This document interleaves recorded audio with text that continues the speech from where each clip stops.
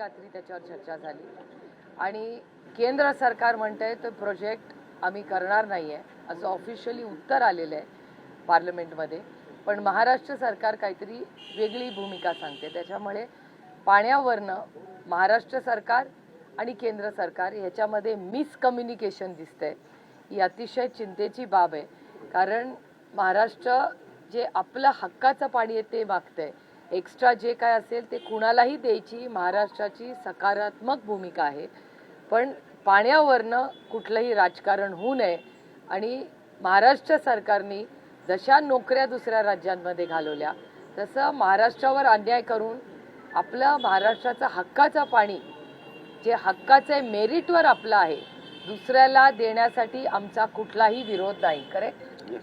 जे काय एक्स्ट्रा बरोबर आहे ना, जे एक्स्ट्रा आहे ते जरूर द्यावं. पण महाराष्ट्राच्या हक्काचं महाराष्ट्राचं पाणी हे महाराष्ट्रात जशा नोकऱ्या हे घालून बसलेत तसं पाणी घालू नये एवढीच या सरकारला विनंती आहे. याच्यावरच पालकमंत्री दादा भुसे यांनी म्हटलं की केंद्राने जरी सांगितलं असेल तरी तो निधीचा मुद्दा आहे. याबाबत लवकरच गुड न्यूज देऊ अशा स्वरूपाचं त्यांचं म्हणणं आहे. प्रकल्प आम्ही पूर्ण करू अशा पद्धतीचा दावा आहे त्यांचा.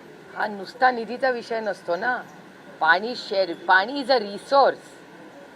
तर रिसोर्सचं जे प्लॅनिंग असतं ते केंद्र आणि सरकार मिळूनच करतं ना. रिसोर्स आहे तो.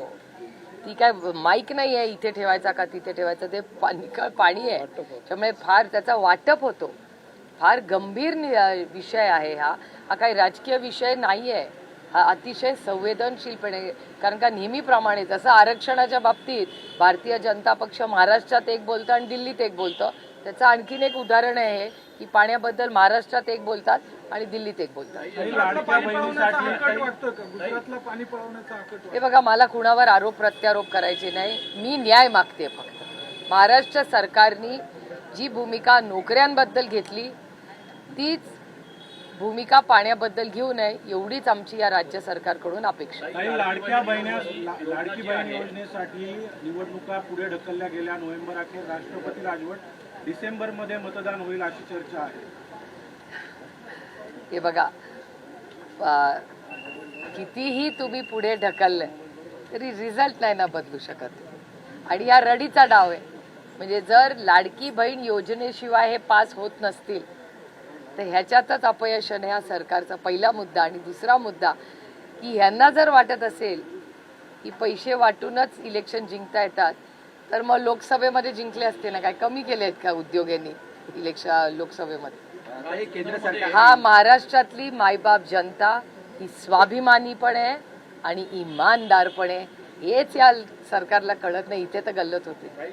केंद्र सरकार नॅचरल भरती करण्यामध्ये अजितदादांना काळे झेंडे दाखवण्यात आले आणि भाजपच्याच महिला पदाधिकाऱ्यांकडून दाखवण्यात आले. विश्वासात घेतलं जात नाहीये योजना आणताना असा त्यांचा आक्षेप आहे. तो त्यांच्या युती म्हणतात ना महायुतीचा अंतर्गत प्रश्न आहे. पण एक गोष्ट खरी आहे की म्हणजे मला एकाच गोष्टीचं वाईट वाटतं की कुठल्याही म्हणजे आमच्याही आघाडीमध्ये प्रत्येकाचा